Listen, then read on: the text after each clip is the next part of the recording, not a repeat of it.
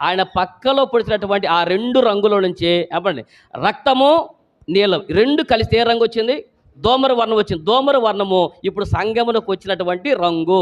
ఎలాగంటే నీల బాప్తీసం ద్వారా, అనగా మనందరం కూడా యేసు రక్తంలో పాపక్షమాపణ పొంది మారు మనసు నిమిత్తము నీటి బాప్తీసం పొందాం. ఈ 2 రంగులు కలుస్తేనే సంఘంగా ఏర్పడతాం. దేవుడి స్తోత్రం కలుగును గాక.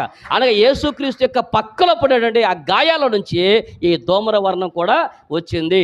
నీరు అనేటువంటిది బాప్తీసం అయితే, ఆ రక్తము యేసు మన పాపం నుంచి విడిపించడానికి యేసు ప్రభువు నీ కోసం నా కొరకు కార్చిన ఆ రక్తము. ఈ 2 రంగులను ఎక్కడున్నాయి? ఇప్పుడు సిలువలో 2 రంగులు ఉన్నాయి. ఆ 2 రంగులు కలిస్తేనే ఈరోజు మనము అందరం కూడా ఈరోజు రాజులాగా, ఈ రోజున దేవుని యొక్క సన్నిధానంలో ధనవంతులాగా తలెత్తుకుని బ్రతకలే స్థితికి మనందరం రావడానికి కారణం ఏంటంటే ఆయన సిలువలో కార్చినటువంటి ఆ రంగు, సిలువలో కార్చినటువంటి ఆ రక్తం అనే రంగు, సిలువలో కార్చినటువంటి నీళ్ళు అనేటువంటి ఆ నీలం అనే రంగు, ఆ